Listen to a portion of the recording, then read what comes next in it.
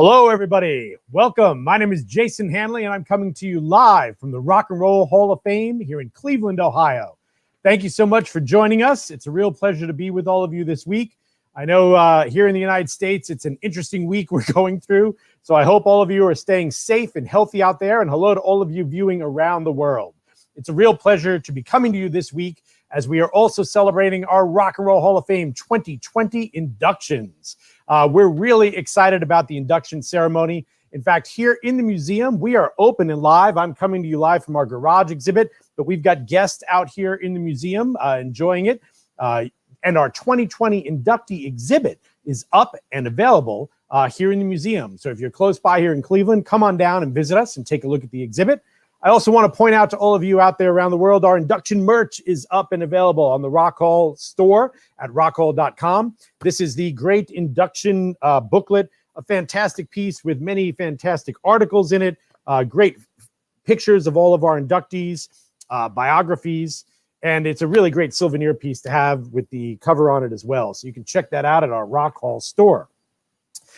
This Saturday, we will be broadcasting on HBO and HBO Max on streaming, the induction ceremony. And it's going to be a great piece this year, a documentary style film that you're going to get to check out all of the inductees. You're going to get to hear from all of them accepting. And the class is fantastic, from Depeche Mode, the Doobie Brothers, Whitney Houston, Nine Inch Nails, the Notorious B.I.G., T-Rex, Irving Azoff, and our guest we'll be bringing on shortly here today, the great Jon Landau.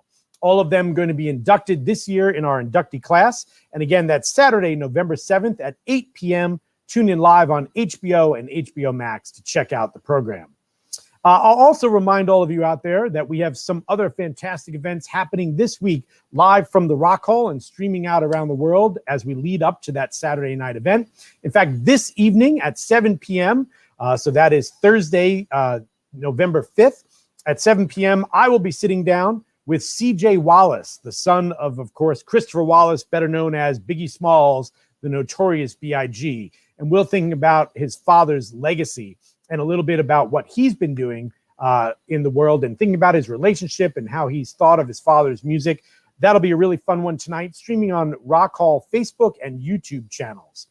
Tomorrow, on Friday at 2 p.m. in the afternoon, you can check out the Nine Inch Nails social media channels. Will be streaming an interview that Nine Inch Nails will be doing with the members who are being inducted. They'll be talking about the band, where they're at, what they've been doing, and their feelings around being inducted into the Rock and Roll Hall of Fame.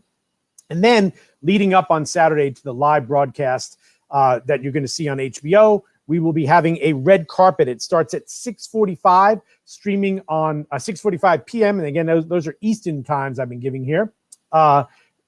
Leading up to the broadcast. And there's going to be a great host of folks coming on the red carpet. It's hosted by Carrie Keegan, and we're really looking forward to that event as well. So we've got a real full schedule coming up here, and it's so exciting to be thinking about our inductions week. In fact, I want to start off here with a short little trailer clip to give you guys a sense of the inductions and what you can look for on that broadcast on Saturday. So let's take a look quick here at the trailer clip for the Rock Hall inductions. Welcome to the Rock and Roll Hall of Fame. It was the sound of New York. Raw, corrosive, infectious music. They called it glam rock. Throwing away old rule books. I want to be like that one day. Was the greatest song you ever heard. Her music will live forever. Peace and love.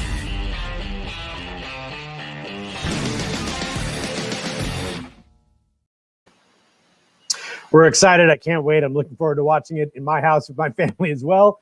So for today, we are really grateful here for this event. We're excited to be partnering with SiriusXM and SiriusXM Volume. So I want to introduce my co-host for this afternoon, a great journalist who worked at Rolling Stone magazine, Vibe and Spin. Of course, he's a great friend of the Rock Hall. He works with us on many different projects and is, of course, currently a co-host on SiriusXM Volume on the show Debatable. He and Mark Goodman are usually out here during induction week. So let's welcome him to the stream here today, Alan Light. Hey, Jason. Great to see you. Good. Great to visit the hall from a distance. That's right. I know I've been visiting your show on Volume virtually for a while now too. So That's right. How are you guys doing? You handling all the virtual broadcasts and everything? One way or another, we're keeping it together. It takes a village. We're beaming the signal across the country and back, but we're there every day. So we're soldiering on. Yeah, I know it's been great even listening to you guys while we've been, sheltering in place, and then now, in and out. And it's been great to listen to you and Mark, and still having your callers come in and everything. Just sorry we can't be with you. Our bunch of our listeners had big plans to all come out, meet up at the induction ceremony, do a special event. So it'll have to wait till next time. But glad that we can see the exciting things that are happening this week for the 2020 version of the ceremonies. That's right. And again, and thank you to you and SiriusXM for being partners in this as usual. And, our induction ceremony for 2021, it'll be in the fall back here in Cleveland. So we're looking forward when that one happens to get all of you guys back out here again. It'll be great. Counting down. Yeah, absolutely. So, Alan, you're the perfect co-host today for our guest, of course, who we're going to be talking with, the great Jon Landau, a 2020 inductee.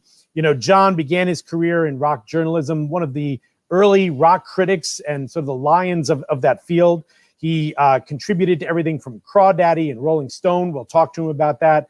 Of course, made a great career as a producer, working for artists from MC5 and Jackson Browne, and eventually Bruce Springsteen, becoming Bruce's manager for so many years. We've got a lot to talk to him about today. I'll remind anyone out there watching live right now, check out the comments tab down the bottom. Get into that chat. Let us know if you have any questions for Jon throughout the event. We'll be collecting some of those, and towards the end of the event, we'll be posting those, and we'll be asking Jon some of your questions. So without further ado, let's bring on the guest of honor this afternoon, Jon Landau.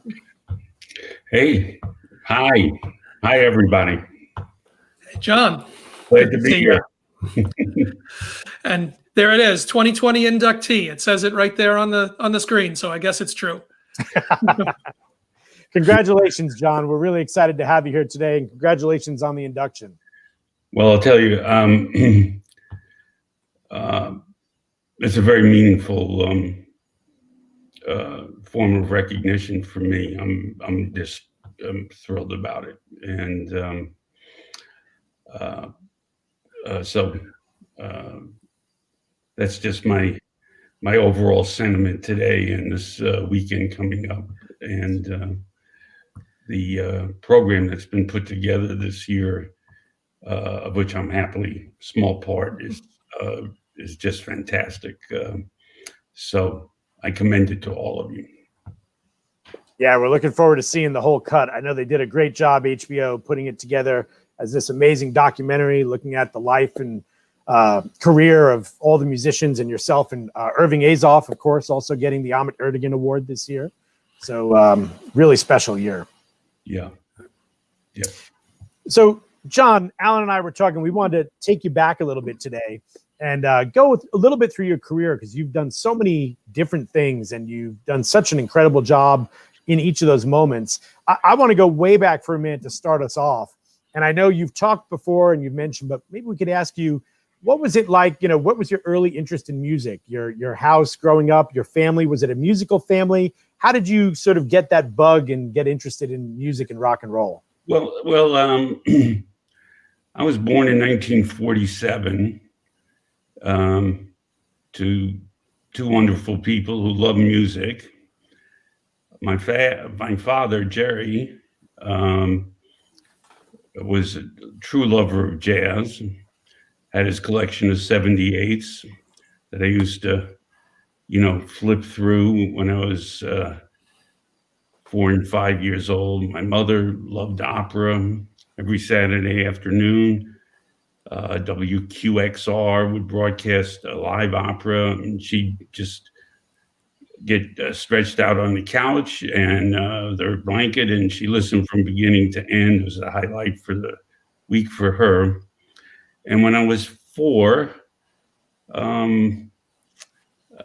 Mom and Dad took me to a children's concert that Pete Seeger used to do, these children's concerts. Right. Yep. And I was sitting there and I was just mesmerized, absolutely mesmerized. And I really do believe that that afternoon, listening to Pete's, the brightness of Pete's banjo and his charisma as a person on stage, I think that that was my moment. That was my moment where I knew somehow I was going for a life that was going to be related to music. I got to meet Pete later in life. Wow. And one of the great things that I was able to do is that in 2008, when President Obama was elected, they decided to have a inauguration concert outdoors in front of the Lincoln Memorial on the Sunday that preceded the Tuesday inauguration. And some of you may well remember it because it was completely star-studded. And for the artists and managers and so forth, we also remember it because we rehearsed in 6-degree weather on the Saturday, the run-through day, and it was like 25 degrees, 20 degrees on the actual performance day. Anyway, Don Mischer, producer, great television producer, was producing the show, and he called me up and he asked me, in my capacity as Bruce's manager, would Bruce be interested in doing the show? And I said, absolutely. That was just immediate. And I said, why don't you open the show with Bruce and he'll sing The Rising, which he did with 120 voice choir. Then I asked him, well, what's the rest of the show going to be like? So he gave me the run through, the song by song run through U2 and so many great artists. And he said it was going to end with a big group sing, and I forget who was leading it, of God Bless America. So, there's a famous story about how Woody Guthrie came to write This Land Is Your Land because he hated God Bless America. It's the only song. I happen to like it. But it was adapted by the right wing in the 40s and 50s. And so I said, I have a different idea, Don. Why don't we invite Pete, who was a blacklisted musician, to come out and for the finale, lead everybody in This Land Is Your Land. And Don thought that was a fabulous idea.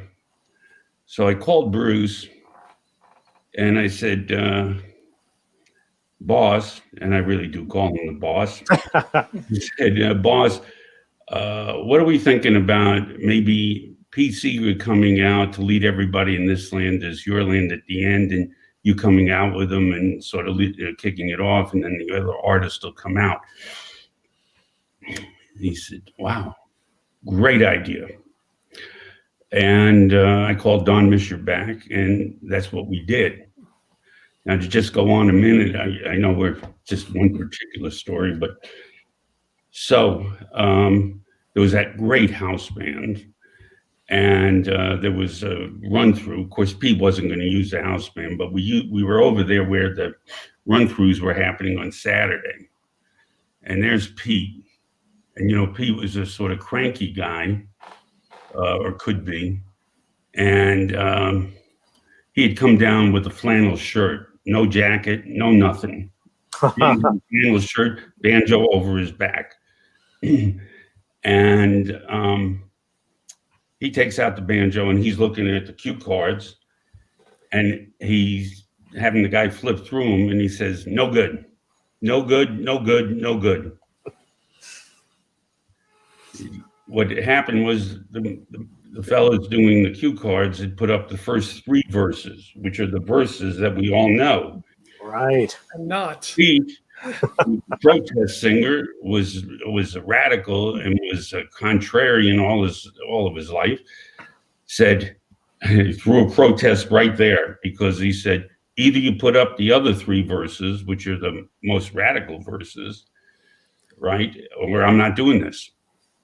Wow. So when he came out, we did all 6 verses of This Land Is Your Land, which is not something many people have heard. Right. And so to me, and you've gotten to know Pete over the years just slightly, but it just closed an incredible circle that began for me when I was 4 years old, when I saw him for the first time. So that's full circle, and that's why he's Pete Seeger. That's the guy who can say that. That's right. And all I'd add to that is, God bless you, Pete. Yeah. Giant. I grew up on one of those Pete Seeger children's concert albums, as it happens. Myself, I know exactly what you're talking about. Jon, I've got to ask, I especially have to ask, by the time that folks like me came around, there was such a thing as a career as a rock critic. Music journalism there was some blueprint for, it's a thing you could grow up and say you're going to do. Yeah. For you and for Paul Williams at Crawdaddy, and of course for Jan Wenner at Rolling Stone, you guys were blazing a trail to kind of invent a way that you do this, an approach and a language, and establishing it as a form. Tell me about setting out and saying, yeah, I want to write about pop music. That's the thing I'm going to do. Well, I initially set out to become a musician based on the experience I just related. And I had my first guitar when I was 7. And I became quite a decent guitar player and was just totally involved in music, and both folk music, and then I had my conversion experience to rock music, which we can talk about a little bit. And I had a band in high school. The Jelly Rolls? That was in college. The band in high school was a no-name band. and we knew about 3 songs. The main one was What I Say. And these were early high alcohol intake high school parties that were like fraternity parties. And what I mainly remember is playing that song for 20 minutes at a clip, but I was also, let's say quite the young intellectual, and was very involved in my growing ability to write at school. And there was this little, my first publication was when I was I think a junior in high school, 1962. And I was actually something I wrote about Woody Guthrie for a publication called Broadside, which was in Massachusetts, where we were living at the time, and was just one of the very, very earliest, journals of that had some written music. But the real story for me about the invention of rock criticism was that in the summer of 1963, I was earning money during the summer working at a music store in Harvard Square called Briggs and Briggs. Lovely store. Half of it was classical, and it sold the sheet music it sold, right, were all the orchestral and classical music scores that all of the classical musicians in the area, including at Harvard, would need for their work. And on the other side was the record area, which I managed. And this young fellow would come in, and he had this thing that was originally, I think I remember it as being mimeographed. It had staples. And it was Crawdaddy, the original Crawdaddy. And the guy was Paul Williams, who really was a true pioneer in my view, and he's gone, but wonderful person, and he was very contentious, and I was also very contentious. In fact, my mother even told me that I was arrogant once, and I had that thing that critics needed, which was not necessarily to be right or wrong, but to really be belligerent about your opinions. and so I'm reading through the different things, and I'm saying, well, I can do better than this. So I said, Paul, why don't you let me, he wanted me to put the magazine by the cash register, and it cost a quarter or 50 cents, and like make it a little outlet, where he could sell some copies of it. He'd bring bundles around it by himself. He was a one-man operation. So he said, sure. So that's when I started writing regularly and seriously. And in addition to Paul himself, who was a great writer, it was myself, the great Sandy Pearlman, Richard Meltzer. I'm not remembering everybody, but many important voices originated there. And so I got my start there, and I thank him to this day for it. So how did you figure out then, John, what you were going to say about music? You said you thought you could do a better job than what was in some of the early issues. Well, what was it that you thought you could bring to it to talk about rock and roll? That's a very interesting point. As I mentioned, I really learned the guitar, and I really learned, had a pretty good musical education overall. And so, a lot of early rock criticism is lyric criticism. A lot of rock criticism concentrates on the lyrics. And the reason why is that it's harder to say something useful about the music itself. And I would get involved in talking about the music, what the musicians were playing, and what their reference points were, and why I thought it was progressive or stale or whatever, and that was a little bit of my signature overall. Was sort of, I thought of, that I was commenting on the record as a whole. The other thing was my dad was a history teacher before he was blacklisted. And I acquired his passion for history and was a history major at Brandeis University. And I brought I tended to look at things, put things in context.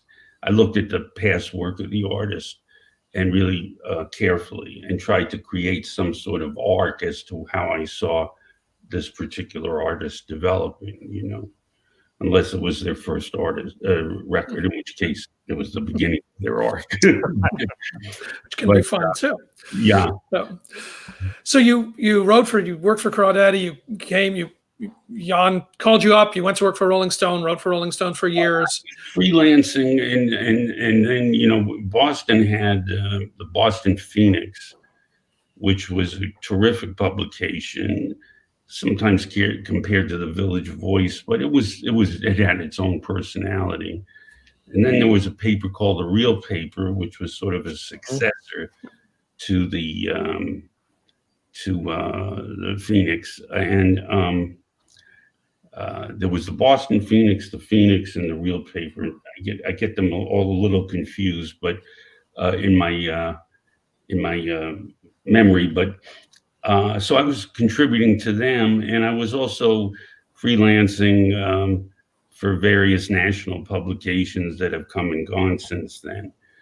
And I get a letter in 1967 from San Francisco, and the person is telling me that they're starting a new magazine, and he had been reading all my stuff and wanted me to offer me the job of being the lead music writer for the publication. And that was in 1967, and that was Jon Landau who was writing to me. And I said yes immediately. He had a dummy issue of what the first issue would look like, a display issue that was so far above just the look, the production, the style was so far above anything, there was nothing like it right from the get-go, So I happily signed up, and I wrote for Rolling Stone for 10 years. And that's where I got my PhD in life. Incredible array of people that I met in the course of doing that. And I had my own column, which was a full page. And then I was also eventually in charge of the 5 or 6 pages of record reviews, where we would review 15 to 20 albums every other week. And I developed quite a profile as a critic. That was,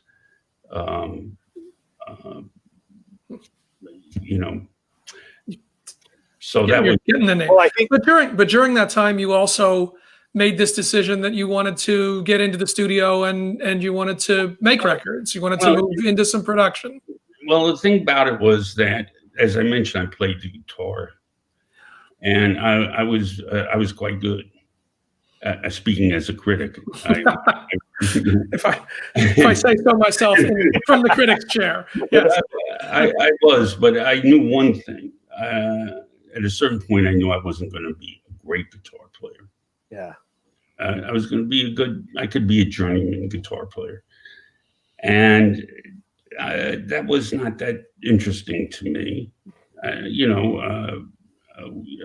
The group I had in college, the Jelly Roll, we got offered some record contracts. We made some pretty good demos. And I said, I just backed away from it. And I became interested in, what's this production thing? And as a student of the music and a writer about it, and meeting many, many people in the course of my writing, I said, maybe that would be,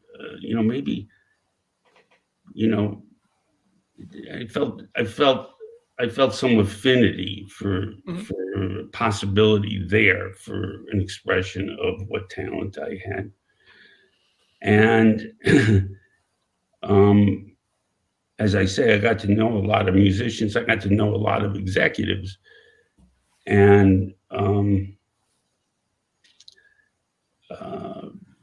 one of them was Jack Holzman, who was the founder and creator of Elektra Records.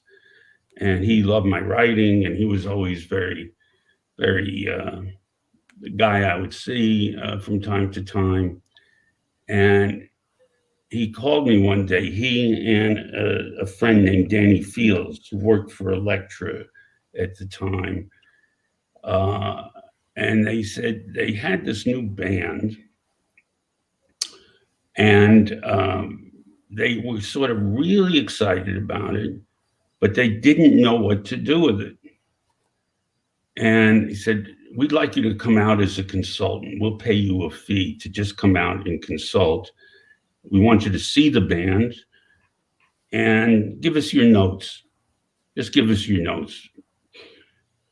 So I go out to see the band, and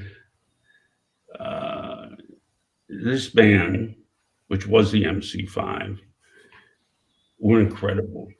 They're an incredible band. And live, I saw them at I think it was the Grandie Ballroom in Detroit, and live, they had the first 15 minutes of their show. I would still put it in the top 5 of just pure peak experiences in terms of excitement, just sheer excitement. You could not believe what you were seeing. I couldn't. The problem was that they dropped the atomic bomb in the first 15 minutes, and then play out the rest of the right. What's the rest of the set going to be? But I loved them, and anyway, I go home and I write up this obsessively detailed thing about every single song, each of the guys, where this one sounds like shit on this song, this one sounds fabulous on that song. This song, what is this song doing in the middle of the set? Because it was going to be a live recording. They were trying to, Jack was trying to shape what the live recording would be a little bit. Anyway, he says, look, I want you to come back for the recording. So I come back from the recording and I see the band and they're off on the side at sound check and they're all in a circle.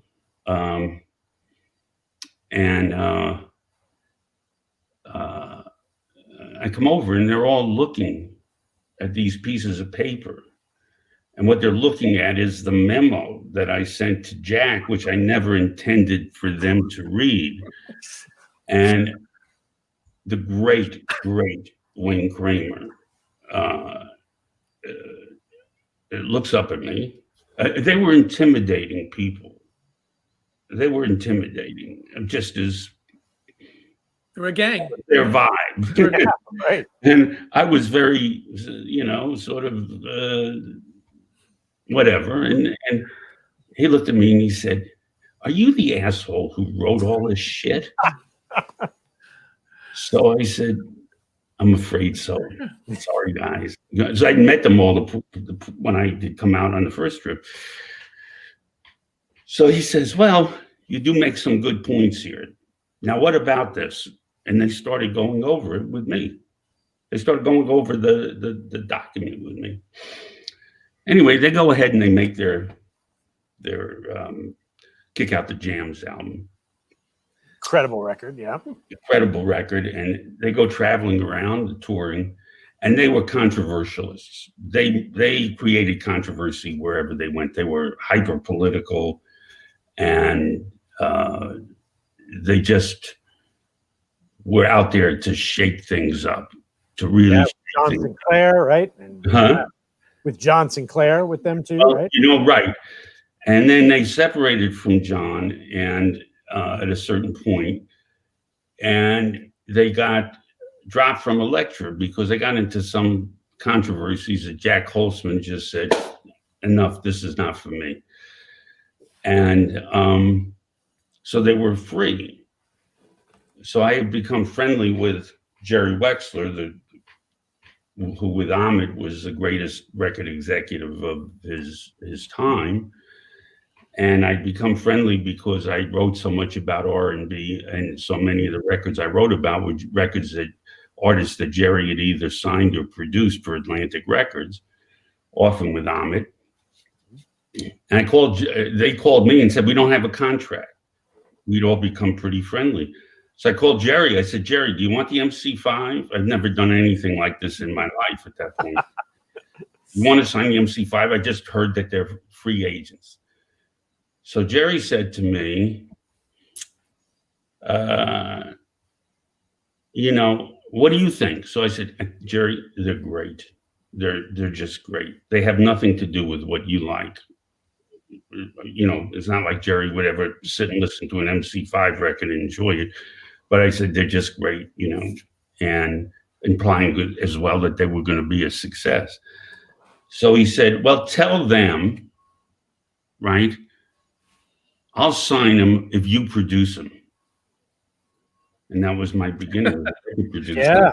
Guess you're record producer now. Yeah. And I went and did back in the USA. Back in the USA. Great record. I mean, I know. It sounds earlier, like the title I done later. And so it was sort of you could either say the blind leading the blind or the deaf leading the deaf. But I got in the studio and I managed to stay one step ahead of them. And we made this record, which didn't do well at the time. Right. But went on to become acknowledged, especially in Europe, as a sort of proto-punk classic. One day, 30 years later, I'm with Bruce, and we're traveling through Europe on one of our incredible European tours. And in the old days, the record company,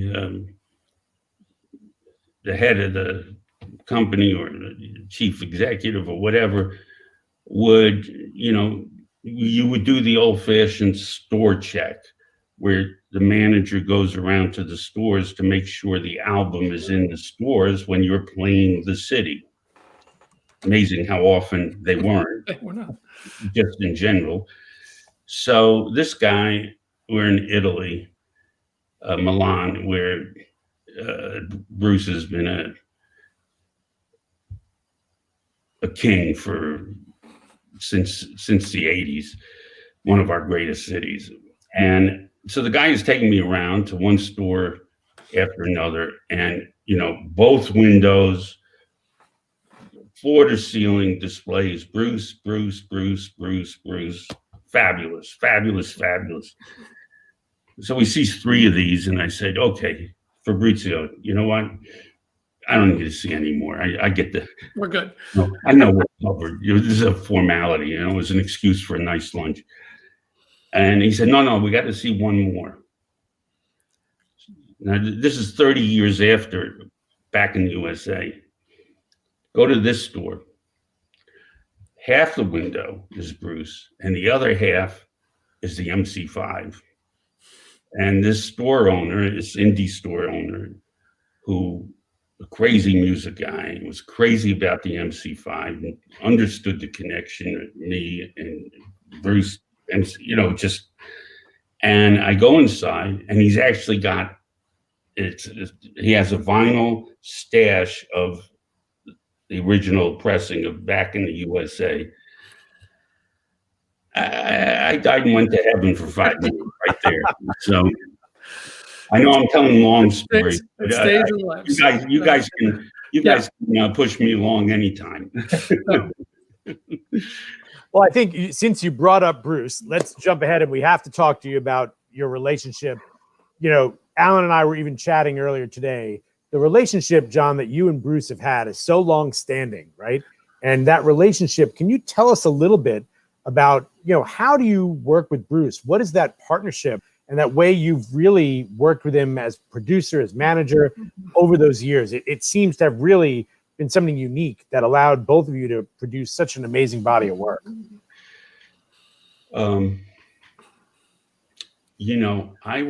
I would just say, I would just amend what you're saying, to saying that Bruce has created an amazing body of work, and I've done a good job assisting him. Yeah. And, what is the relationship is some kind of lifelong partnership. And just 2 guys who sort of found each other, incredible communication from the first time we talked. Bruce describes it beautifully in his great autobiography. Yeah. And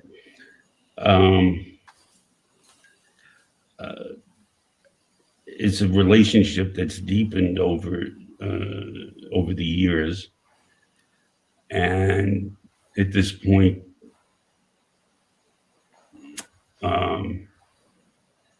when we hooked up, which was on the Born to Run album, from that point until right through Born in the USA, we had sort of, the way I put it is, we'd sort of gone on a crusade.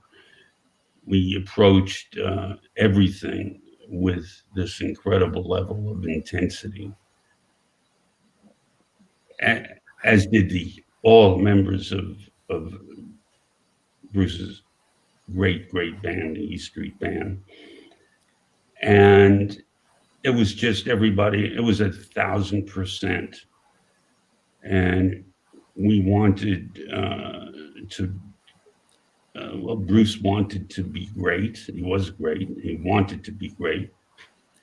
He wanted the world to know he was great too, and so we made that progression of records there, from Born to Run to Darkness, to River, to Nebraska, to Born in the USA.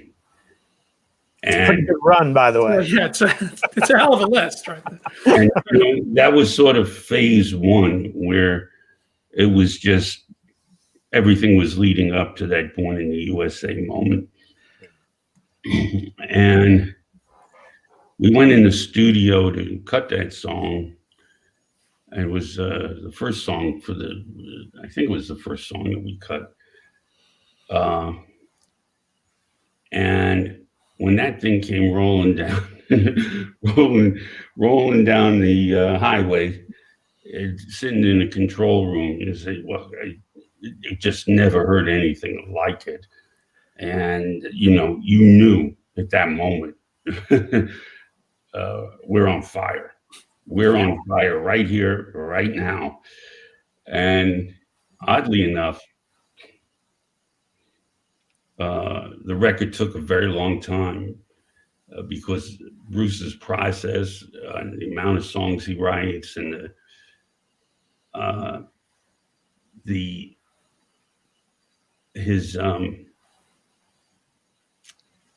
his desire, his perfectionist desire, really just kept driving him to take the thing up and up and up.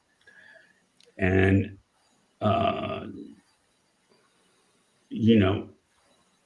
I called my friend Jimmy Iovine, who started out as our engineer on the Born to Run album, and had gone on to being a producer himself and an entrepreneur. And I don't remember what Jimmy was doing at that point, but I called him up. I said, Jimmy, who had heard the music, I said, Jimmy, I don't know I don't know what he's doing. I mean, he's taking this off, he's putting that on. It's just not clear where we're going with this. So Jimmy said, is Born in the USA still on the album? So I said, yeah, no, that he's never touched. He says, whatever it is, you're fine. You're going to be fine. Next album, Jimmy said to me, well, Bruce's next album is going to be, and this was not correct. It didn't turn out to be correct, but it was reassuring at the time. He said, Bruce's next album is going to be Born in the USA and 10 other songs. that was not so. But fortunately, really, every song on that album is for me is great, and it's an incredibly cohesive record. And it was many things, that album. We had it was our singles album. Right. People don't realize that Born to Run itself was not a hit single. Right. We had no hits on. Bruce gave away the hits we had on Darkness. He gave the song Fire to his friend Robert Gordon, and it wound up getting recorded by the Pointer Sisters, was a worldwide #1. And it was a song I said, you sure you want to give this away? He said, it's not going to be on the album. He said, I can tell you right now, it's not going to be on the album. So off it went. And then the story of Because the Night is well known.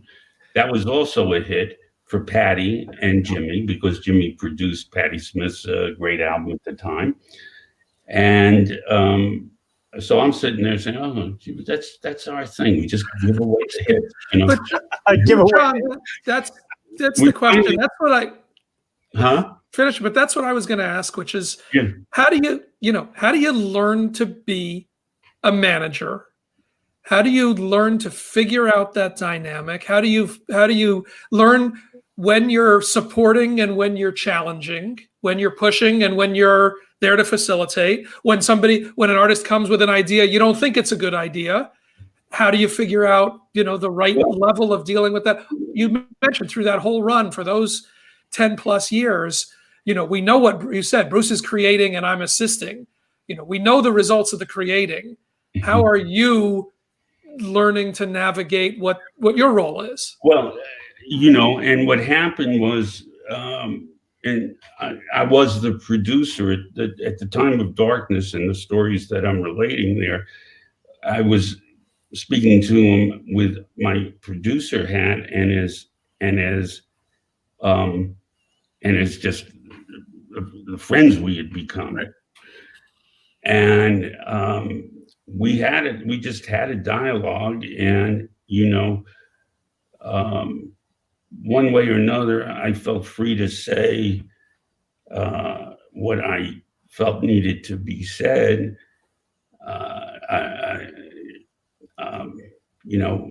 I found the right voice to do that in, that would be constructive and not disruptive. Although sometimes I could be a disruptor, intentionally or unintentionally. Once Darkness came out, Bruce was managerless. He'd had a negative experience with Mike Appel, who he later rekindled his friendship with Mike, who is actually a great guy and a friend of mine to this day. But they'd had their falling out, and that was irretrievable. And Bruce was manager shy, and but we put the album out, and the album was suffering because there was no manager. And I started going to the shows, and finally, I had never thought once about being a manager. It was not a job I was interested in. Management is an area that I don't know what the image of managing is today, but back then the image, there were some good managers, respectable managers had emerged, but generally during most of the early history of the music, managers were disdained, and often with good reason. And so, but I just saw, well, that just seems like the natural place to go. So we had a conversation about it. And my recollection of the conversation was very simple. I said, I'd like to give it a try, for 6 months. Let's see what happens. I mean, I don't have any office or I know people, that I do, And he said, oh, that sounded pretty good to him. And I said, now let me explain something. I really want to just remind you that, part of management, it seems to be taking care of the business, taking care of the money issues. I said, I have no business training whatsoever. Okay. I couldn't read a spreadsheet in a million years. He said, well, and I just, I want you to remind you that. And he said, well, he says, you're a smart guy. This management stuff, it doesn't really look like rocket science. And he said, we trust each other. That seems like it's the most important thing. Yeah. So here we are in 2020, still doing it. Thing together, Yeah, amazing. That's literally how it was. A 3-minute conversation in my recollection, and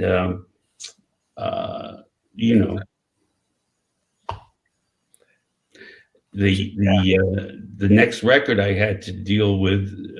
So now I'm dealing with things as the manager and as a producer. So we both make the river. And Bruce was signed to Columbia Records. It's the only label he's ever been signed to. And the head of Columbia Records at that time was the legendary Walter Yetnikoff, who was a wild man, and was, for most of the time he was at Columbia, was a great friend of ours, great supporter of ours. So Bruce had finished a single album called The River. And we worked on it for about a year. And I never like to play anything for the record company till we're done. We don't play it halfway through and solicit comments. We're done. Here it is. You know, if somebody has something to say at that point, we always, they're friends, we'll hear them out, but we're not inviting participation. So I'm, Bruce, are we done? Yeah. I said, are we done? Like, are we, yeah. He said, yeah. So can I play it for the company? Because that would be symbolically the end. So he says, absolutely. So I say, okay, I'm going to play it for Walter. I made it set up something for the next day. Going to play it in his office. He had 15 or 20 people from the company there premiering the album for the corporation. So Walter loves the record, single album, 10 songs, standing ovation in the office. Walter says, could I talk to Bruce? I just want to congratulate him on the record. So Bruce knew when the meeting was happening. I called Bruce and put him on the phone with Walter. And Walter's just saying all the appropriate things. And then he says, John, come here. Bruce just wants to say something to you before he gets off. So he says, King, which happens to be my nickname. He says, King, that's great. Sounds like it went great. I said, Bruce, you had to be here. He didn't generally at that time want to go to those situations. He says, you had to be here. I said, people were getting chills. It was fantastic, which it was. So he says, yeah, I just wanted to let you know, I do have an idea or two. You might need just a little more time, just make some revisions in it. So a year later, we brought them back. Just one or two little fixes. That's all. Of course, we put the single album in the River box set. Right. Yeah. Right. Yeah. And really, although it has a lot of the same songs, it's a completely different record. Different ride for sure. So. Yeah. So, John, we had a few questions that came in from some of the folks out here on the chat, and thank you to everybody for submitting them. We have one here actually from John on YouTube, somebody from Ireland who's watching us right now, and wanted to know, what was it like to be involved with Bruce's Letter to You, an album that was recorded so quickly compared to some of the other things you've been talking about? Well, first of all, Ireland is a sacred place for us, and it's one of the greatest audiences and most musical audiences of every place that we play. Bruce has also just remained massively popular. Mm. And when we started going there, the promoter in Ireland, who was one of the great character promoters, one of the great personalities, who had started promoting in the 50s and had promoted every great star that we'd ever, loved during that period of time. And he was our promoter when we started going to Ireland. And he became a great friend to us. He passed away some years ago, and his son Peter, who we knew from very early age, who went on to and is a great promoter himself. So I just like to say what I think of when I think of Ireland, the audience and our friends there. Letter to You, if you watch the film, there's a little moment where Bruce posts the band and he says, he congratulates the band, and then he says, and King, you're not so bad either, or something to that effect. And I say, well, I have a tough job. I watch. And my contribution to Letter to You was to watch with enthusiasm while it got made. Bruce and me always talk about sequencing. It's an area where I always think of myself as having a good feel for it and had some usable ideas. Yeah. But basically, I'm just the friend at large. I'm there to observe and make an occasional comment. When you have the E Street Band in the studio live with the material that Bruce wrote, and with Ron Aniello producing, who's been working with Bruce for some years now and is a tremendously constructive presence and talent. There's no, I'm not happy. But there's that amazing shot in the film when you're there for playback, listening to playback, I guess, of "See You in My Dreams." That's clearly really emotional for you and for Bruce and for everybody there. I mean, it's more than just you as cheerleader in that moment. When our director Tom Zimney, who's is great filmmaker. He's just turns into a great filmmaker. And when he showed me that sequence for the first time, I turned to him and I said, well, you're not going to use that, are you? So he said, I can tell you from talking with Bruce that there's no chance of the film coming out without that sequence. Wow. So I said, well, why? He said, why would you not? Why would you, So I guess my first instinct was to feel a little self-conscious about it. And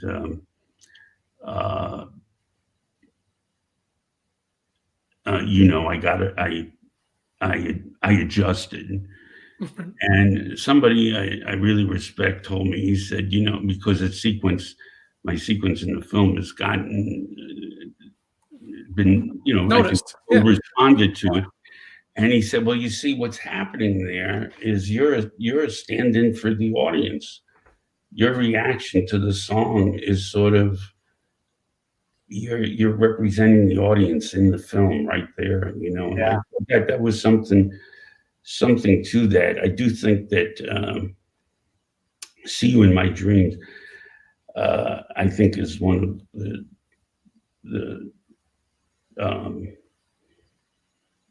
I think it's one of Bruce's great songs. It's a beautiful song. And it was an interesting thing because we had at one point in the sequence, one moment you're here, which is virtually acoustic sounding, and has this real overview of life, and is just on the opposite end of the spectrum musically. And we sort of had it as a goodbye at the end of the album. But my partner at the management company, Barbara Carr, who's been with me since 1980, and is a great partner. And she heard it, And she said to me, you know, that when he says that, I'll see you in my dreams, just over Roy's incredible piano there. She says, I sort of want that to be the end of the album. I don't want to hear any. That's the end. That's the stop. And as soon as she said that, I realized that's right.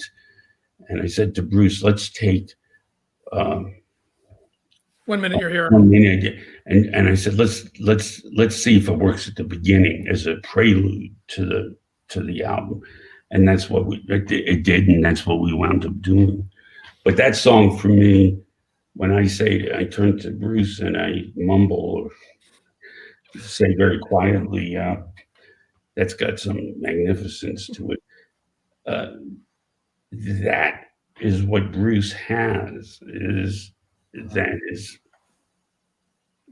I'm not going to say utterly unique to him, but in any event, he has it. He has that ability to do something with such a extreme and unusual word as magnificent applies. You see, what's happened with Bruce is in his writing is that, and what on this album is that there's a spiritual undercurrent that runs through all of Bruce's music. I'm not talking about religious, although he's used religious imagery from the beginning to this present moment. But I'm just talking about a spiritual, moral center to his whole sensibility that's become more and more out front.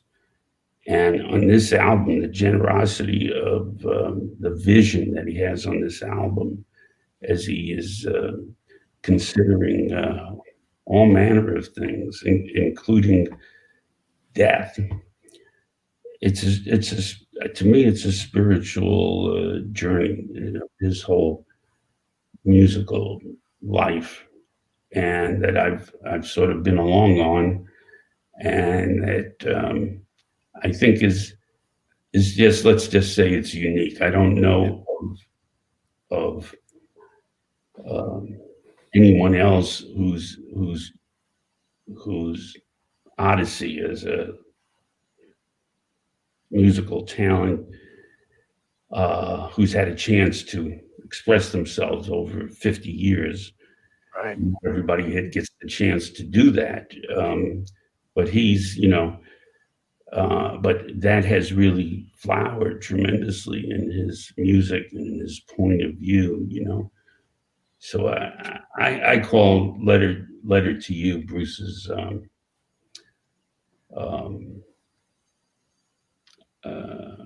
I call it his late period masterpiece. Yeah. So I mean, just to connect the threads here, I know we're winding down. But is that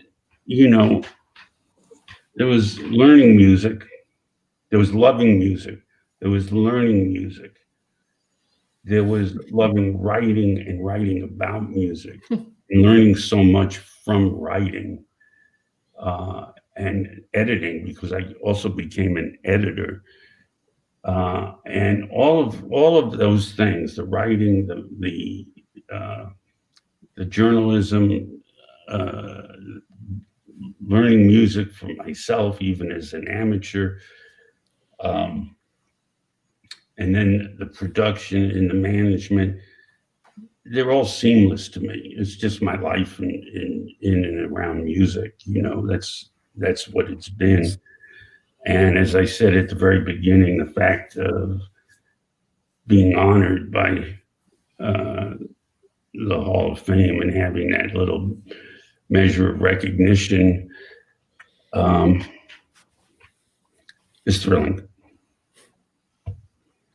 Well, I think, John, one thing we can actually end with along those lines, even, we had a question from Josie on Facebook asking what it's been like with your involvement with the Rock Hall all these years. Can you, maybe as a way to wrap up a little bit of your work with the nominating committee for so long for the Rock Hall of Fame? Can you, and the board, and everything, your involvement, what has the Hall of Fame meant to you that adds to whatever it is the induction means to you? Well, the Hall of Fame, my involvement, I'm on the board of the Hall of Fame. And as people may know, Jon, my friend of a lifetime, going back to 1967, it was the chairman of the board until last year when we had a very, excellent transition. And I've been involved since the second year. I don't know how I missed the first year. It was so great. And I got involved with the process of induction, which primarily involves the nominating committee, because it's a two-stage process of nominating a ballot of worthy people, and then taking that ballot to a larger group of voters who decide on who the top 5 people on the ballot is. But the process is that we have a committee that Alan happens to be on, of around 30, it's gotten up to 35 sometimes, of very diverse people with a background in music, musicians, journalists, producers, players, tremendously wide-ranging group. And we have people there whose primary interest is all the different genres and so forth, so that there's somebody to speak up for every kind of music. And despite the fact that our choices are inevitably very controversial, and understandably so, and everybody has a list of mistakes that we've made, the one thing I take solace in is that nobody's 2 lists are exactly the same. How could you possibly not have artist X in there? Well, then the next person is the same thing, except they're saying artist Y. And that's the whole point of the process, is to try and build a consensus, an imperfect consensus among those who participate. The only thing I can tell everybody about it is that every single person involved is dedicated to music and making the Hall of Fame represent the best of the music. And it will never be exactly right for everybody. But if you look at the total picture of our music that the building, the contents, and the Hall of Fame itself have constructed, I think it's been a fantastic success. And what is the music of the Hall of Fame, by the way? That is something that people tend to argue about a little bit. And, we, right from the beginning, defined it very widely. And my definition of it is it includes it all. It includes hip hop, it includes rap, it includes ska, it includes singer-songwriters, it includes pop artists, it includes R&B, it includes rock bands, it includes rockabilly. It is inclusive. And so what is the unifying theme? What is the unifying theme? Well, under my direction of the nominating process, the theme is Berry Gordy, one of the great figures in the history of the music.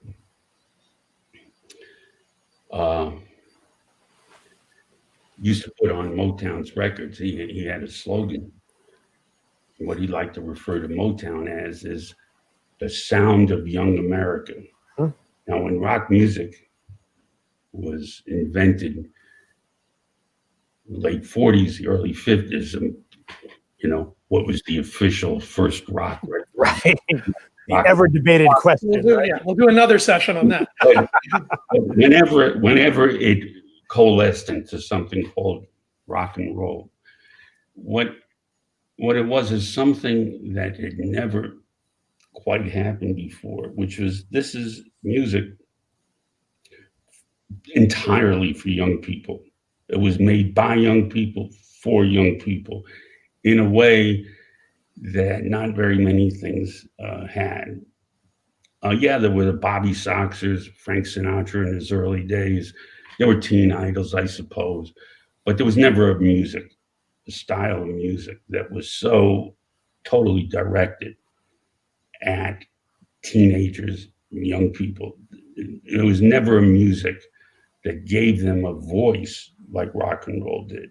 And this is why Elvis Presley was so transformative. He transformed the concept of being a teenager, being a young person. And so my idea is that the Rock and Roll Hall of Fame should itself represent the sound of young America. And that's why you see the incredible range of styles. It doesn't matter. It doesn't matter what the style is. If it is talking to young people of today or of the days that we're representing, then it belongs right there. It's fair game. Yeah. Well, John, thank you. And I'll say on behalf of myself and all of us who work here at the museum in Cleveland, thank you so much. Oh, look at this. We've got a guest on the screen. Harris, our Zoom, CEO. got one of those Zoom crashers I keep hearing about. You know what? I realized if we were all together, I would want to walk over to Jon Landau's table at the induction ceremony. Say, John, congratulations. You know, everybody knows you have decades into rock and roll, and you guys talked tonight about that. That's so beautiful.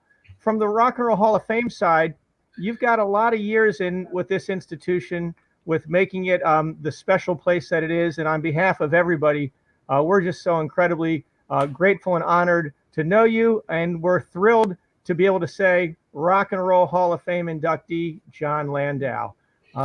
You join all your friends. One floor above me is the Hall of Fame plaque gallery. When you go through that gallery, there's the bands that you've worked with through the years, the people that you've helped get elected, the people that you've helped champion, and you're hanging in that gallery with them forever, my friend. Congratulations. And when we get off mic and off camera, I was hoping to discuss with you the matter of the inductee honorarium. Still, you're Isn't that this late, and you're still negotiating the fee. or am I supposed to be writing a check to get in? But I think our connection's breaking up. thank you so much for that. And like you, we wish it wasn't the TV show, as I said earlier, came out great. And big kudos to our director, Joel Gallen. And but we all wish that we could have been live in Cleveland as we had planned to be. And we hope to get back to when things improve, you know, for all of us. So thank you, everybody. Thank you. Someday we'll be together. Thank you, John. Thank you so much. And thank you to everybody out there for watching. Thank you, Greg, for joining us. Have a great day, everybody. Thank you. John. Thank you, John.